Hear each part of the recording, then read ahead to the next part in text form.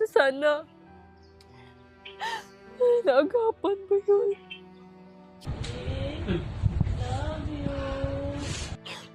Napakasakit po, ma'am.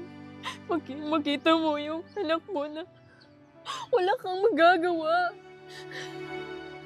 Kahit ilang pa yung milyon ng pera.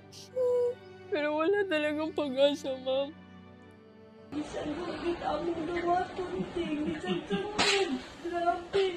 Sabi niya sa akin, Mama, huwag kang umiyak. Tinanggap na niya nga. Mamamatay na talaga siya. Sabi niya, Lord,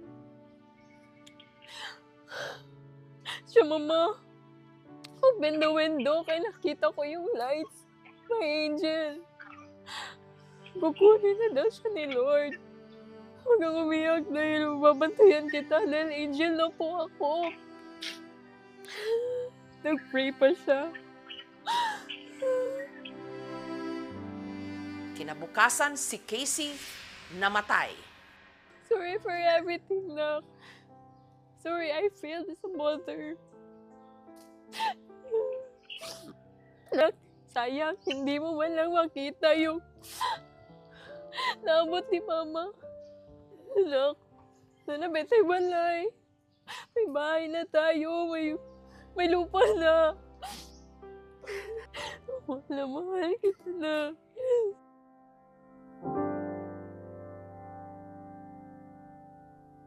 Sa ngalan ng Ama. Samantala, ang mga labi ni Janelo minabuting ipakremate ng kanyang pamilya. Sobrang sakit po. Hindi ko po matanggap na ganun po kadali, ganun po kabilis yung nangyari. Mahal, hindi ka naman mapapalitan dito sa puso ko eh. Yung mga bata, huwag kang mag-alala. Naalagaan ko yun.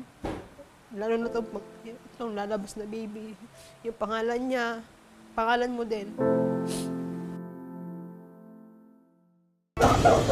Ang pag-aalaga ng hayop may kaakibat na responsibilidad na maaaring maging usapin sa pagitan ng buhay at kamatayan. Tungkulin ng bawat pet owner na siguraduhing bakunado ang kanilang mga alaga.